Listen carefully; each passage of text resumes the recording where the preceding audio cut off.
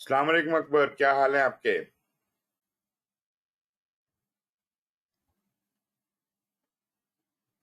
Akbar, can you hear me?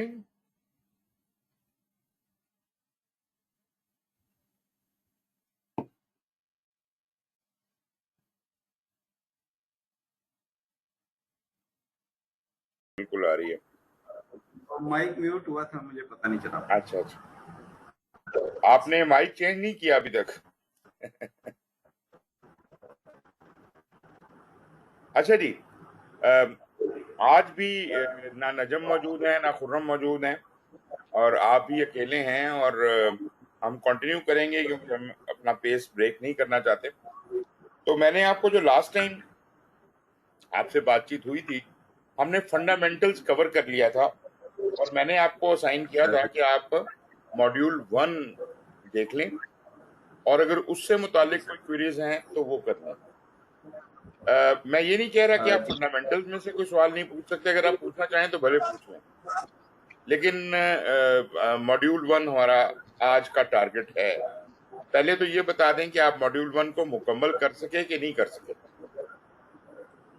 Ji sir, मैंने किया sir मुकम्मल। पूरा कर लिया आपने? एंड जी sir. Do you have any questions? जी सर, दो तीन क्वेश्चन ही है सर। जी जी, बताइए। सर, पहले तो गो लाइव और ब्लैक आउट जो है, इसके बारे हाँ में हाँ। थोड़ा सा बता दें। ये अलग चीजें हैं या एक ही चीज है? अ, ये गालिबन इसमें था। मैं स्लाइड नंबर मुझे याद है आपको? ये काफी मैं आगे आपको जाके सर था। सर्च करके। काफी आगे जाके था। अच्छा, इसमें होता ये है। ये सर 72 पेज नंबर है सर, स्लाइड नंबर। स्लाइड 72, ठीक है।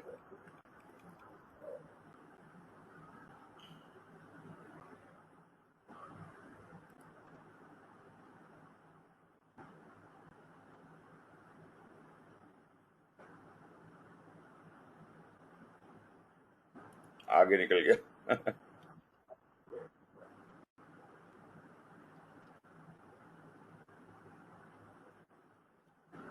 ओके जी।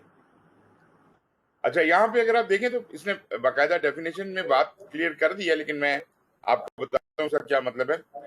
दो चीजें हैं जी। ब्लैकआउट का मतलब क्या है? Blackout time occurs when the deliverables are handed over for implementation। मतलब जब मैं अपनी आइट्रेशन कंप्लीट करता हूं, और उसको आइट्रेशन को कंप्लीट, देखें दो चीजें हैं। एक है कि जब मैं आइट्रेशन कंप्लीट करता हूं तो कस्टमर जो है वो उसका अप्रूवल देता है कि हाँ, ये चीज या ये काम मेरी रिक्वायरमेंट्स के मुताबिक हो गया है। इस अप्रूवल का ये मतलब नहीं होता कि वो डिलीवरेबल उस तक पहुंच चुकी है। मेरी बात समझ रहे हैं आप? मैंने 10 काम जी सर। अपनी एक आइट्रेशन में करने थे। मैंने वो 10 काम कर लिए, और उन कामों से जो प्रोडक्ट बनना था वो मैंने डिलीवर कर दिया या कस्टमर को दिखा दिया, उसे अप्रूव करा लिया। जैसे आप प्रिडिक्टिव प्रोजेक्ट मैनेजमेंट में कहते हैं कि हमने वो स्कोप वैलिडेशन कर ली है, यूजर एक्सेप्टेंस कर ली है।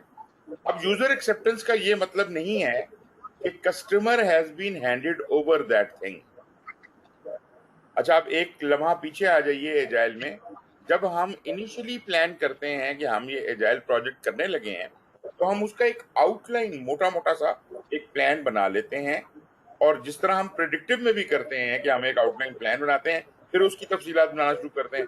तो तफसीलात के लिए हम उस आउटलाइन प्लान को प्रिडिक्टिव में तो ऐसा करते थे कि उसको बड़े बड़े 4-5 हिस्सों में बांट लेते थे, इसको हम फेजेस कहते थे।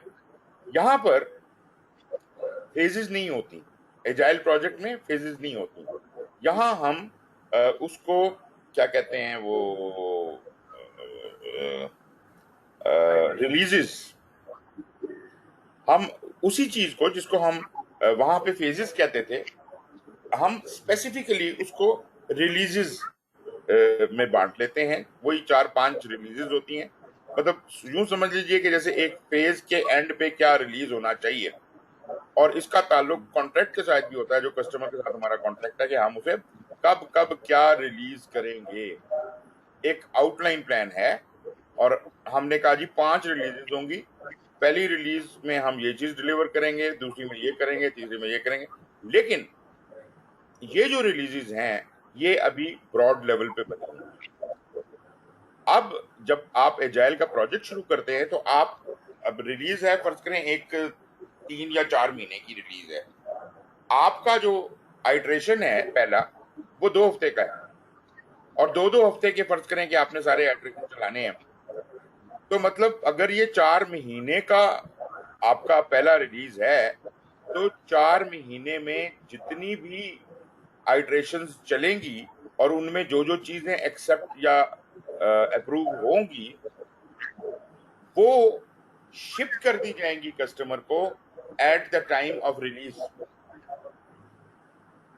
तो मिसाल के तौर पे आपने 8 आइट्रेशंस कंप्लीट की, उनमें से जो जो काम कंप्लीट हो गए और अप्रूव हो गए वो आपने रिलीज में शिप कर दिए, कस्टमर के हवाले तब करते हैं जब रिलीज आती है। अब लेकिन वो अप्रूव तो कर चुका है, जब एक पहली आइट्रेशन दूसरे हफ्ते में उसने के एंड पे अप्रूव कर दी थी, उसको वो चेंज नहीं कर सकता, वो चीज डिलीवर्ड है, सिर्फ उसको शिप नहीं हुई। तो वो तमाम आइटम्स जो कि हम बना लेते हैं और अप्रूव करा लेते हैं अपनी एजाइल आइट्रेशंस के दौरान, उनको रिलीज होने तक का टाइम जो है वो आपका ब्लैकआउट पीरियड है कि कस्टमर के हाथ में वो चीज है भी नहीं, लेकिन वो उसके ऊपर ऑब्जेक्ट भी नहीं कर सकता। तो blackout time occurs when the deliverables are handed over for implementation। तो इसका मतलब है कि इसमें ये जो चीज बन चुकी है इसमें अब कोई तब्दीली नहीं आ सकती जब तक कि वो कस्टमर के पास ना जाए और कस्टमर फिर मजीद कोई नई रिक्वायरमेंट निकाले और कहे कि यार ये भी रिक्वायरमेंट मेरी पूरी कर दो, लेकिन जो बन चुका है, जो अप्रूव हो चुका है, वो चेंज नहीं हो सकता। अच्छा, हैंडेड ओवर फॉर इम्प्लीमेंटेशन का मतलब ये है कि ये रिलीज जो है वो हो चुकी है और उस हाँ तक जी, पहुंच गया है। कि वो, हाँ जी, वो अब उसको इस्तेमाल कर सकता है, उसके हाथ में आ गई है वो चीज। लेकिन वो ठीक है, जो मतलब कि रिलीज पीरियड होगा, जी सर। जी जी बोलिए। सर बहुत सारी आइट्रेशन हम इकट्ठी कर करके बंडल बना बना के दे रहे हैं उसको, तो इकट्ठी नहीं, वो पहली बात तो ये कि आइट्रेशन एक के बाद एक होती है, ठीक है जी। जब फर्ज करें, नहीं कर रहे हैं ना, पास रख रहे हैं क्या कर रहे हैं, आइट्रेशन पे काम। हमने डिसाइड किया था कि 4 महीने बाद उसको फर्स्ट वो देनी है, रिलीज देनी है, तो फर्स्ट देखिए रिलीज तक जो मेरे पास आइट्रेशन हुई जमा, एग्जैक्टली। वो उसकी तरफ ओके होगी लेकिन डिलीवर नहीं हुई। अच्छा, द इंटरेस्टिंग पार्ट इज कि पहली रिलीज में आपने कहा था कि मुझे मिसाल के तौर पे प्रोडक्ट ए चाहिए, अब प्रोडक्ट ए और बीच में तब्दीलियां आ रही हैं, आइट्रेशन में आपके तब्दीलियां आ रही हैं, आइट्रेशन चल रही हैं, साथ साथ तब्दीलियां आ रही हैं, और फर्ज करें कि प्रोजेक्ट की हालत ऐसी हो गई है कि वो काम जो हमने 4 महीने बाद रिलीज करना था वो अब 4 महीने में रिलीज नहीं हो पाएगा, 5 में होगा। ये जो रिलीज प्लान होता है ये सिर्फ आउटलाइन होता है, मतलब ये कोई रिजिड प्लान नहीं होता, ये कॉन्ट्रैक्ट में लिख दिया गया है ये चीज इस तारीख को डिलीवर होगी।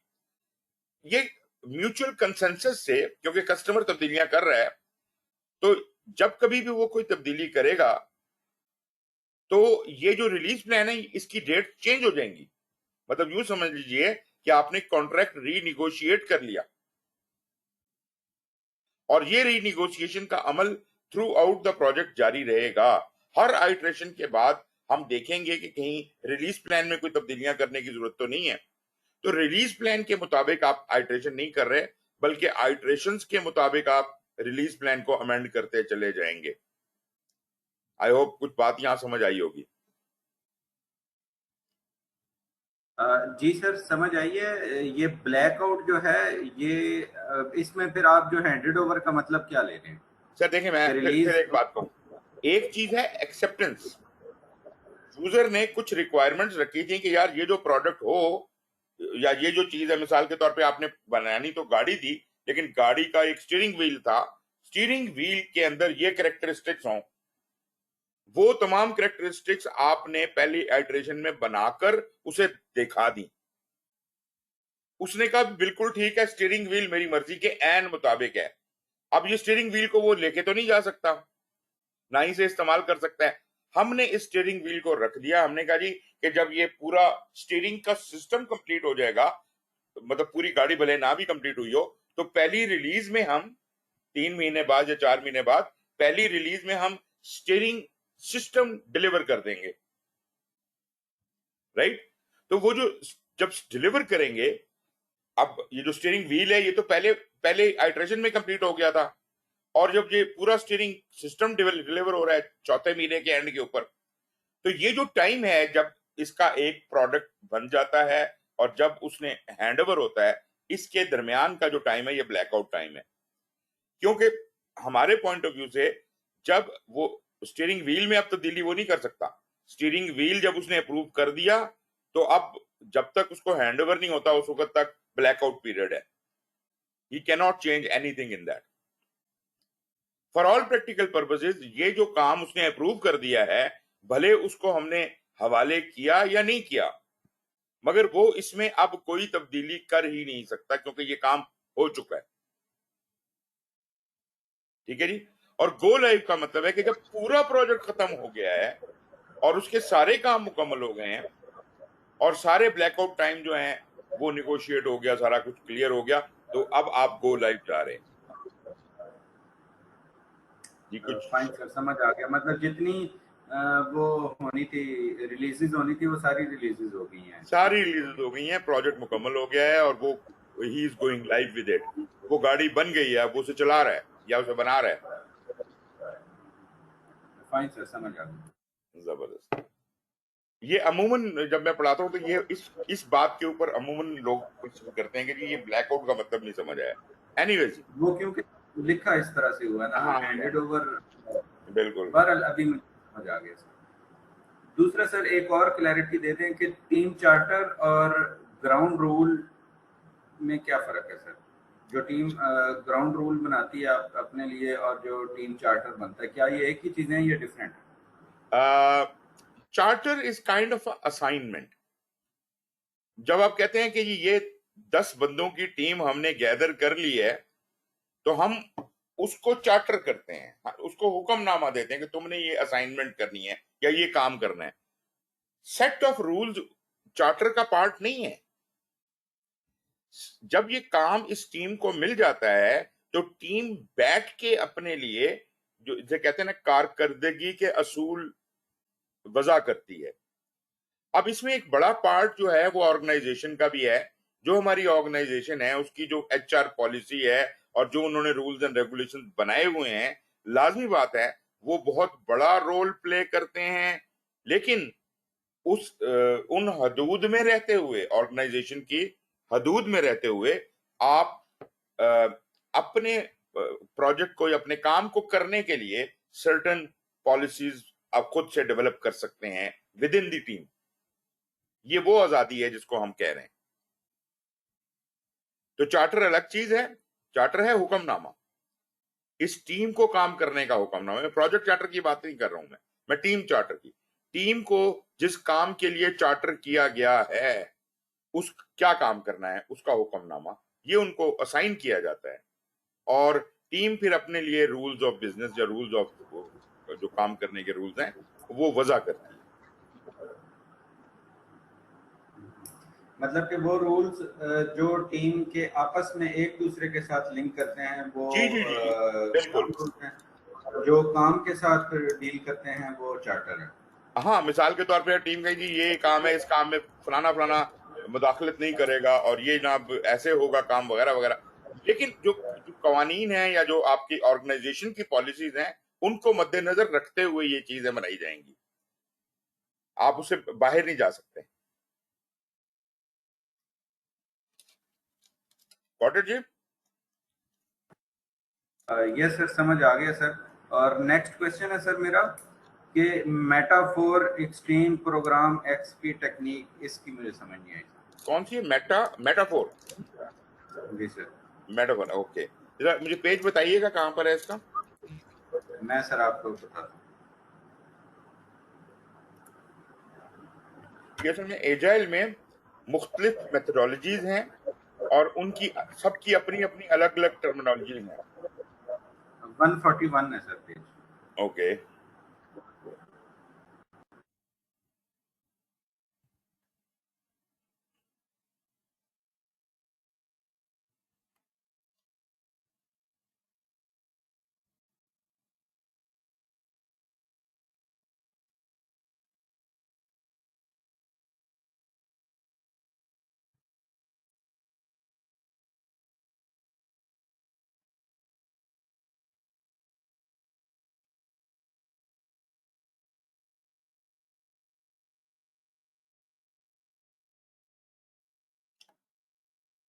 ओके जी, 141। हाँ, यहाँ उसने डिफरेंट टेक्निक्स और मेथड्स को डिस्कस किया हुआ है। जब वो बात कर रहा है जी बिल्डिंग शेयर्ड अंडरस्टैंडिंग के अंदर मेटाफोर का क्या रोल है, जैसे मैंने आपको कहा था ना कि मुख्तलिफ मेथडोलॉजीज हैं तो उनकी टर्मिनोलॉजीज अलग अलग होती हैं। ये जो मेटाफोर की टर्मिनोलॉजी है, ये एक एजाइल की टेक्निक है जिसे कहते हैं एक्सट्रीम प्रोग्रामिंग, और सॉफ्टवेयर इंडस्ट्री में इस्तेमाल होती है। तो एक्सट्रीम प्रोग्रामिंग वाली मेथडोलॉजी के अंदर मेटाफोर की टर्म इस्तेमाल की जाती है, और ये टेक्निक को पॉइंट करती है that describes a common vision of how a program works. ये हम कंप्यूटर प्रोग्रामिंग की बात कर रहे हैं, या हम प्रोग्राम मैनेजमेंट की बात नहीं कर रहे। कि कंप्यूटर का जो प्रोग्राम है वो कैसे काम करता है, उसका जो जो बुनियादी तौर पे उसका सांचा है या ढांचा है, या जिस बुनियाद के ऊपर उसे बिल्ड किया जा रहा है, वो हमारा मेटाफोर है। मेटाफोर जब आप बिल्ड करें, मतलब यूं समझ लीजिए कि ये वो पहली सोच है जो हमारे जो चीज हम बनने जा रही है उसके बारे में हमारा क्या फिलॉसफी है, हमारा क्या मैकेनिज्म है, हम क्या सोच रहे हैं और कैसे उसे करने का जनरली इरादा रखते हैं। अभी तफसील की बात नहीं हो रही है। तो हमारा मेटाफोर क्या है? तो मेटाफोर को कहते हैं कि वो सादा रखें और नॉन टेक्निकल रखें। अभी क्योंकि टेक्निकल लोगों की एक बीमारी ये होती है कि जो ही वो प्रॉब्लम देखते हैं वो फौरन उसको हल करना शुरू कर देते हैं। ऐसा नहीं करना। प्रॉब्लम को बिल्कुल सादी जुबान में, जो लेमैन लैंग्वेज है या कस्टमर को जो चीज समझ आए, उसके मुताबिक प्रॉब्लम को आपने बयान करना है। तो दिस मेटाफोर ये एक तरह का किस्सा या कहानी हो सकता है कि ऐसी एक चीज बना दो जिसके अंदर बैठ के हम इस स्पीड से सफर कर सकें, समथिंग लाइक दैट। या हमें ट्रांसपोर्टेशन के लिए प्रॉब्लम आ रहा है और हमें कोई इस तरह का मैकेनिज्म होना चाहिए कि हमारा इतने टनों का माल जो है वो एक महीने में वहां पहुंच जाए दूसरे पॉइंट के ऊपर। सो यहाँ पे ये नहीं जिक्र जरूरी होता कि गाड़ी बनानी है या क्या चीज बनानी है। यहाँ पे उसका बेसिक बेसिक आइडिया होता है जो कि सादगी से बयान किया जाता है, जिसको कस्टमर समझ सके। आप ज्यादा टेक्निकल लैंग्वेज के अंदर अगर बात करेंगे तो वो कंफ्यूजिंग हो जाएगा।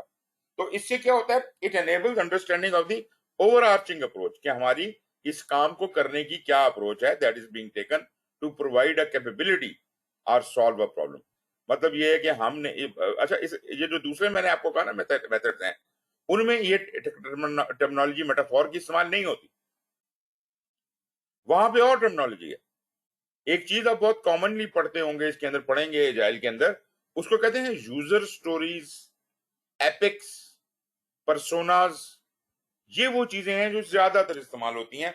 एक्सट्रीम प्रोग्रामिंग तो सिर्फ सॉफ्टवेयर इंजीनियरिंग में इस्तेमाल होती है, लेकिन जो जो एक है आपकी स्क्रम है, स्क्रम सॉफ्टवेयर में भी बहुत ज्यादा इस्तेमाल होती है। लेकिन ये ऐसी मेथोडोलॉजी है जो आसान भी है और जो अडॉप्टेबल भी है, कि आप अगर सॉफ्टवेयर इंडस्ट्री से बाहर भी कहीं अप्लाई करने की कोशिश करें तो that is easy to understand, easy to apply. ठीक है, वहां पे जो टर्मिनोलॉजीज इस्तेमाल होती हैं उसमें यूजर स्टोरीज हैं, उसमें एपिक्स हैं, उसके अंदर पर्सोनाज हैं। और अगर इसकी आप थोड़ा और बैकग्राउंड में चले जाएं, जब ये चीजें नहीं बनी थी तो उस जमाने में अगर आप एक्सट्रीम प्रोग्रामिंग, अगर आप का ताल्लुक सॉफ्टवेयर से हो, तो एक्सट्रीम प्रोग्रामिंग की जो पुरानी किताबें आप निकालें उसे यूएक्स कहते थे। अपना यू यूएक्स और RUP,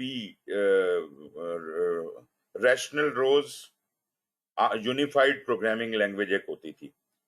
उसके अंदर ये टर्मिनोलॉजी जरा और तरह से बयान की गई हैं, लेकिन लाजमी बात है कि वो फिर तरक्की करते करते वो यूजर स्टोरी वाला कॉन्सेप्ट आ गया।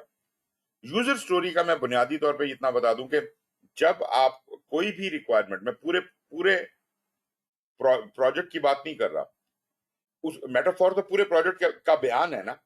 ये जो यूजर स्टोरी है, ये बयान करती है हर एक रिक्वायरमेंट को अलग अलग। एक रिक्वायरमेंट एक यूजर स्टोरी है, लेकिन जब कस्टमर आपको बयान कर रहा होता है तो उसको नहीं पता होता कि मैंने हर रिक्वायरमेंट को अलग अलग बयान करना है। वो उनका गढ़संबा सा बना के पेश कर देता है, वो मेटाफोर टाइप की सिचुएशन देता है आपको। उसको हम जनरली यहाँ पे कहते हैं एपिक, मतलब ऐसा बयान जिसमें एक से ज्यादा रिक्वायरमेंट्स मिला जुला के पेश की जा रही हैं और कस्टमर ये नहीं जानता कि इनको अलग-अलग करने की जरूरत है, उसको कहते हैं एपिक। एपिक अगर आप अंग्रेजी में देखें तो किस्से किस्से को कहते हैं, और यूजर स्टोरी कहानी है। तो किस्सा बड़ी चीज है और कहानी छोटी चीज है। तो एक किस्से में एक से ज्यादा कहानियां हो सकती हैं, तो एक एपिक में एक से ज्यादा यूजर स्टोरीज हो सकती हैं। जब आपको कस्टमर ये एपिक्स देता है तो आपकी टीम बैठ के उसको एनालाइज करती है और देखती है कि क्या वाकई ये एक एक फंक्शनैलिटी को एक एक चीज रिप्रेजेंट कर रही है। अगर नहीं कर रही तो उस एपिक को ब्रेक डाउन करके यूजर स्टोरीज में कन्वर्ट कर लेता है, और वो फिर प्रोडक्ट बैकलॉग का हिस्सा बनते हैं और वगैरह वगैरह। आपको बाकी डिस्कशन आपने सुनी होगी और आगे भी आप सुनेंगे कि किस तरह से एजाइल काम करता है। जी जनाब।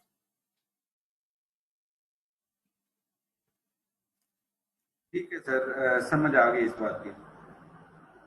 कंफ्यूज तो नहीं हुए ना मेटाफोर, क्योंकि ये टर्मिनोलॉजी आपको बहुत कम इस्तेमाल मिलेगी, इसका कोई ज्यादा सर इस्तेमाल नहीं है आपके आम एजाइल में। इससे इससे मुझे सर एक ही बात समझ आई है हाँ जी। कि अपने काम की चीज नहीं है ये। काम का बयान, आसान लफ्जों में, लेमैन लैंग्वेज में अपने काम का बयान, ये काम क्या का है, बयान है। कैसे ठीक। करना है। मतलब आपसे अगर कोई ये सवाल करे कि ये आप क्या कर रहे हैं, तो आप बताएंगे कि यार ये प्रोजेक्ट इस तरह से था और इसको मैंने ऐसे करना है। जनरली लेमैन लैंग्वेज में बयान करेंगे, ये मेटाफोर कहलाएगा। फाइन सर, ठीक है। और जनाब। और सर नहीं है इसमें क्वेश्चन और में। ओके। ये आप एक वैसे, थोड़ा सा वो था हाँ जी। फिस्ट का, वो मैंने फिर नेट से देखा था, लेकिन उसमें मैं थोड़ा सा शुरू में डगमगाया, लेकिन फिर ठीक हो गया था। ये फिस्ट ऑफ 5 वाला जो था ना मेथड, इसमें प्रैक्टिस में एक क्वेश्चन आया हुआ था कि एक बंदे ने 2 उंगलियां खड़ी की हैं, तो बताएं अब इसका क्या हाँ आंसर। हाँ, तो बिल्कुल बिल्कुल। उसमें 2 ऑप्शंस मिलते जुलते थे। एक में ये कि जो करना है आप लोग कर लें टीम के साथ मिलके, हाँ और हाँ दूसरे में ये था कि मुझे इसका पता नहीं है, ये हाँ, टीम से डिस्कस होना चाहिए। बिल्कुल तो बिल्कुल। इसमें फिर ये दोनों मिलते जुलती ही जवाब थे। नेट से जब मैंने सर्च किया तो उसमें थोड़ी और चीज थी, हम्म। और जो क्वेश्चन का आंसर प्रैक्टिस में दिया गया था वो और था। तो ओके। फिर मैंने प्रैक्टिस वाला ही फॉलो किया। अच्छा एक मिनट, मसला बताइए। ये फिस्ट ऑफ 5 है, जी। मसला बताइए, इसमें क्या उसने पूछा, क्या हुआ था। एक बंदे ने 2 फिंगर्स खड़ी की हैं। हम्म। अब 2 फिंगर्स का नीचे 4 ऑप्शन दिए हुए थे कि 2 फिंगर्स का मतलब क्या है। जो मिलते जुलते 2 ऑप्शन थे उसमें ये था कि 2 फिंगर इसलिए उसने खड़ी की हैं कि वो चाहता है कि मुझे नहीं पता, लेकिन मैं इसमें फर्दर आप लोगों को रोकता भी नहीं। ये गलत है, और ये गलत है। दूसरा था कि जो बाकी टीम है उसी से कंसल्ट कर लिया जाए, हम्म। और मेरी इसके बारे में नहीं ना नहीं नहीं नहीं, पॉजिटिव राय है, ये गलत है। इस तरह का। आपने यूं समझिए कि 1 से 5 के स्केल में बताना है कि आप किस हद तक एग्री करते हैं।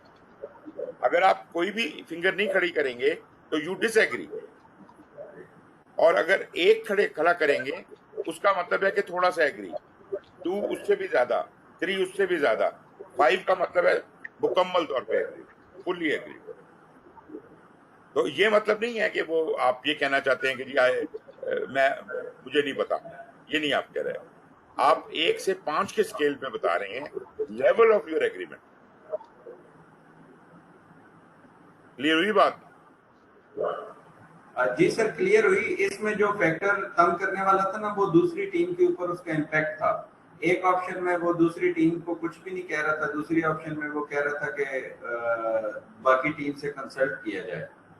ऐसा कुछ वहाँ पे आके दिया हुआ था उसने, तो देखें, वो ठीक है कि हाँ लेवल ऑफ एग्रीमेंट उसका, वो 2 फिगर्स खड़ी की हैं तो 40% लेवल ऑफ जी एग्रीमेंट जी आ जी जी, गया। बिल्कुल बिल्कुल बिल्कुल, ऐसे ही है, ऐसे ही।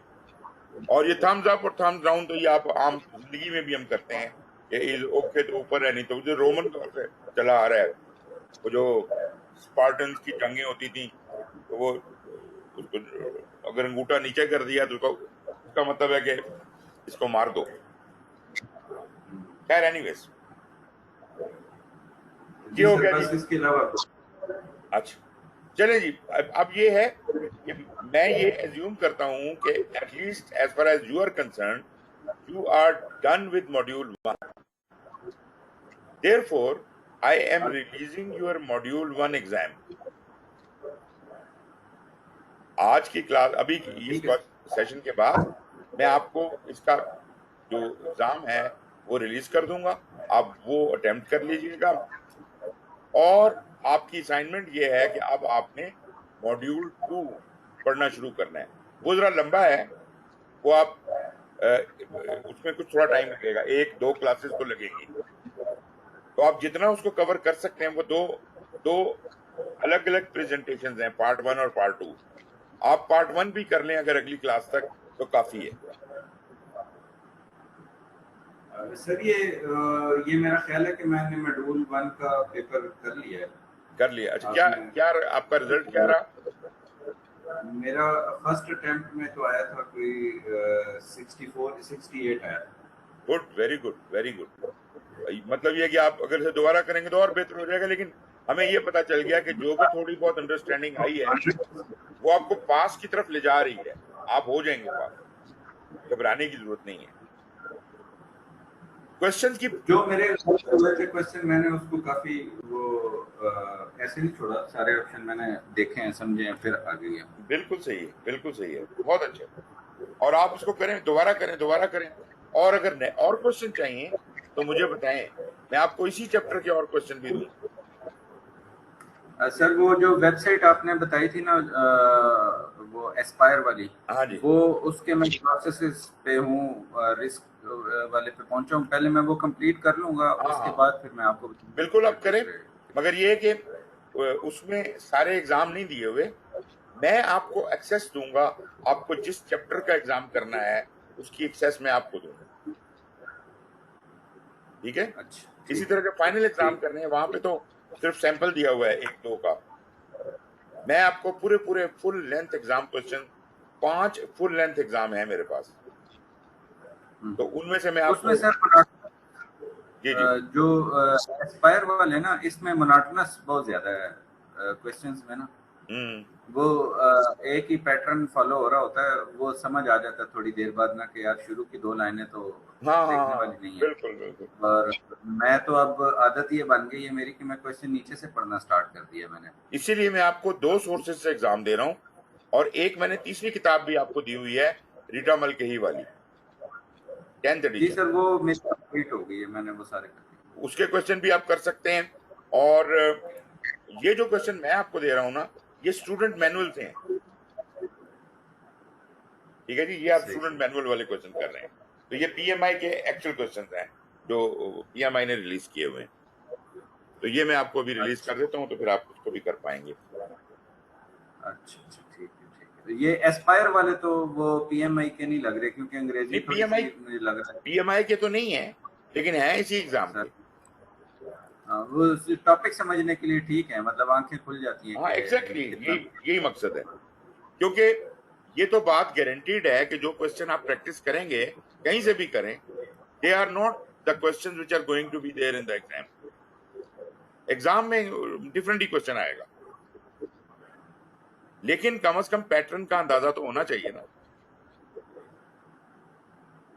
जी सर। चलें जी, चलें जी, फिर नेक्स्ट क्लास में इंशाल्लाह फ्राइडे को मिलेंगे, और उसमें हम मॉड्यूल 2 को डिस्कस करेंगे।